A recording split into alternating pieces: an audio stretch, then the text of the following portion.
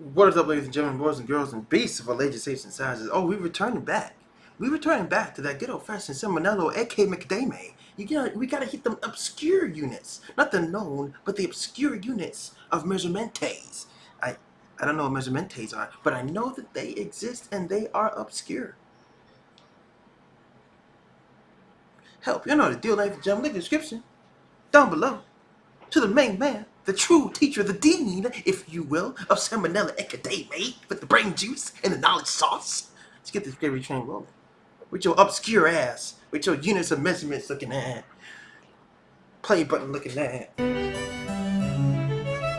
Hey kids, I've been told by a lot of people that there's nothing more exciting than the metric system. They may have a point, but I can still prove them wrong. Today, we're going to talk about some specific lesser-known units of measurement. First is the Schmidt pain index. Now, anybody could tell you that getting stung by a bug tends to hurt, but just how much does one sting hurt compared to another? Are yellow jackets worse than hornets? Are fire ants worse than honeybees? Nobody in the world of science knew for sure. That is, until a young upstart by the name of Justin Schmidt decided to boldly go where no entomologist has gone before. But how did he plan to quantify the level of pain caused by different insect stings? Well, it went something like this. Alright, honeybee.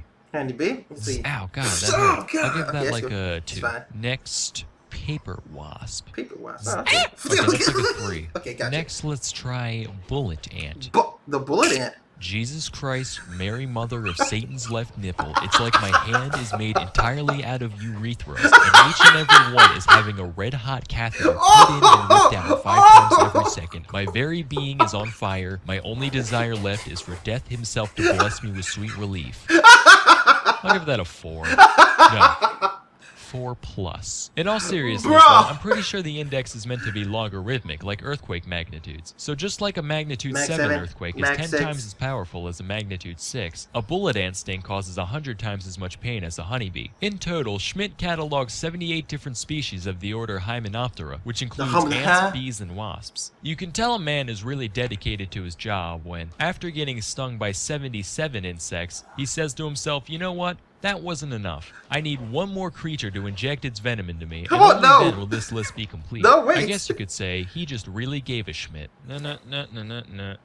Next is the Waffle House Index. So for those of you that didn't know, the Waffle House is one of the most resilient establishments in the world. Whereas most restaurants would simply close down in the event of, say, a hurricane, Waffle House just goes from their normal mode to disaster response mode, following extensive protocol that allows that location to keep serving customers in spite of low food supply or even a power outage. In response to this business practice, FEMA came up with what is known as the Waffle House Index, which is a system to easily assess how badly an area is damaged by a natural catastrophe. If the Waffle House is fully open, they're in the green, which means things are basically fine. If the Waffle House is using their low supply menu, you're in the yellow, which means that the area is almost certainly mid-disaster. Finally, if you're in the red, that means the Waffle House is either closed or gone. Now that's a sign of some real nuclear zombie holocaust type shit going down, so if you're not already dead, you should probably vacate the area. Most engineers could tell you that, structurally speaking, the triangle is the strongest of all shapes. But I believe that there's one shape that's even stronger. The waffle. Godspeed, Waffle House. Next, we have the Apgar Score. So the Apgar Score is a rating system used by hospitals to determine how healthy a newborn baby is on a scale from 0 to 10. It's called Apgar based on its 5 criteria, which include appearance,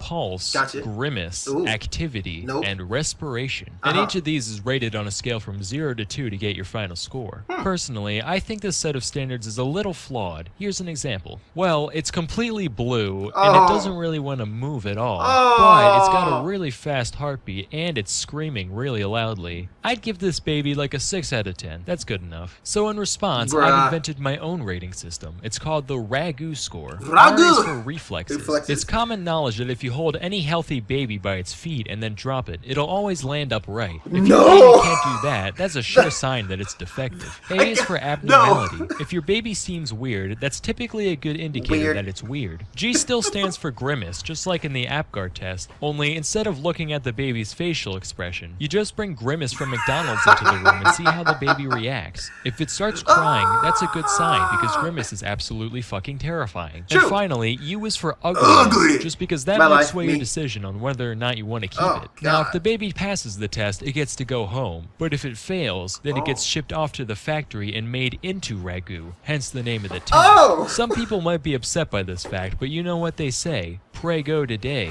Ragu tomorrow. Anyway, that's all for today. Till next time, I'm Sam and Nella, and thank you for watching. Today's video has been sponsored by Ragu brand pasta sauce. Like the taste of pureed infants? Then you'll love Ragu pasta sauce. Why, Salmonella? Why the babies? Why? That's gonna do it for this one, ladies and gentle gents, boysies and girlsies and beastises of all ages, shapes and sizes. We have to get that sweet knowledge juice again from the main source, the true source of true knowledge, the main man, Salmonella, and baby. Link in the description down below, of course. You need to check it out with your brain holes and your eye holes. Check out that information juice. Become stronger, better, faster, stronger. Let's do this thing. Yeah, I need to do it. Let's get it. But that's gonna do it for this video, ladies and gentlemen. If you like this video, take your personal claws of awesomeness juice and slash that like button. And until next time, ladies and gentlemen, boys and girls, peaceful ages, sorcerers. Love, peace, and above all, stay beast mode for the epic win of always.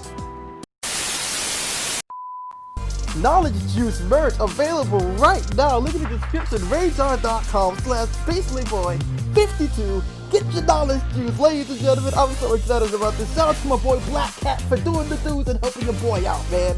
You already know. Look at the description down below. Get that knowledge juice merch today.